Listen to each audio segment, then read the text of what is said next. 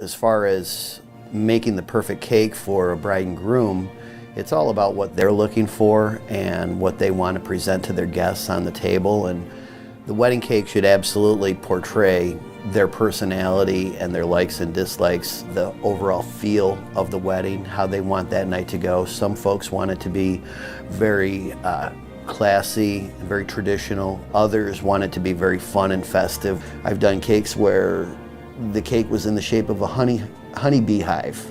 That was just the cat's meow. I stood back after I finished that cake and I was like, wow, these people really did something special. Basically, it's all about the construction. If I can construct the cake properly, then detailing it and decorating is just the final touch. In order to become a wedding cake maker, I had to pay a lot of dues along the way. I had a couple of really fabulous jobs that I learned so much at. I started out as a pastry chef. My impression of that cake should be that it should be light, moist, flavorful, delicious, and it should taste like it just came out of the oven.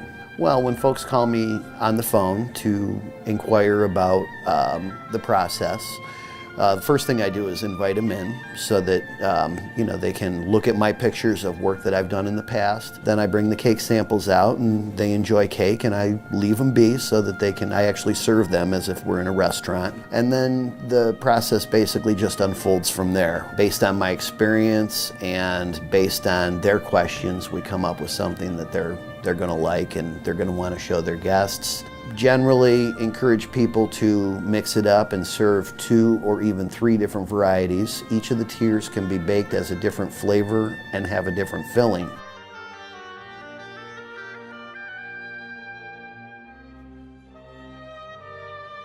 Sometimes I do cookies, tea cookies, for the brides and the grooms to serve with coffee. Sometimes I do a full pastry spread so they can have a big sweets table presentation. Sometimes the sweets get served with the cake, so it's all one big display.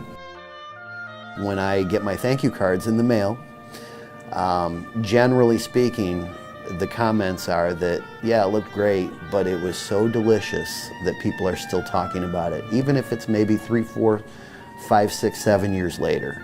And that's really what I strive for. If someone wants me to make them a cake that's going to be beautiful and delicious, I'm more than happy.